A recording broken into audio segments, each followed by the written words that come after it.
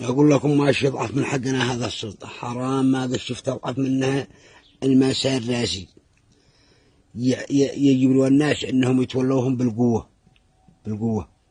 أنا نزلت منشور في صفحتي على الفيسبوك محمد صلاح الحوثي بديل قبل فترة، قلت لهم أنا أعلن انشقاقي عن هذا الجماعة.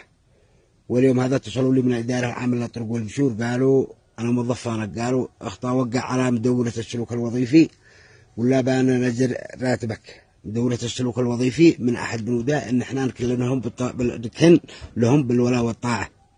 أنا أعلنت انشقاقي وأعلنت نفسي معارض فوق هذا، والآن تجبرني إني أجي أتولاك بالقوة.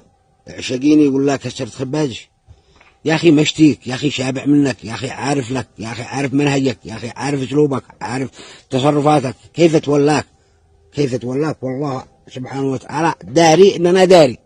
إيش بقول له أرحم الراحمين يوم القيامة؟ أقول له لهم من الجماعة يا أرحم الراحمين ما يصبر نفلتهم. لا، يوم لا ينفع لا مال ولا بنون، ما ينفع شيء.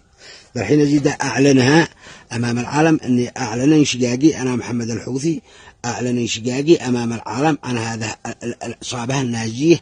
ما يشرفني إني أكون معهم، ولا يشرفني إني أتولاهم، وأعلن نفسي معارض ما يكفل إلا الدستور والقانون. ما هو شيء به قانون يحق لك إنك تعارض.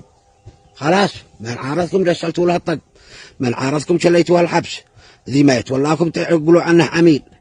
لا، معارض ما يكفله لي الدستور والقانون والمعاش. هذا ذي رأس 16,000 رأس 6 الشر.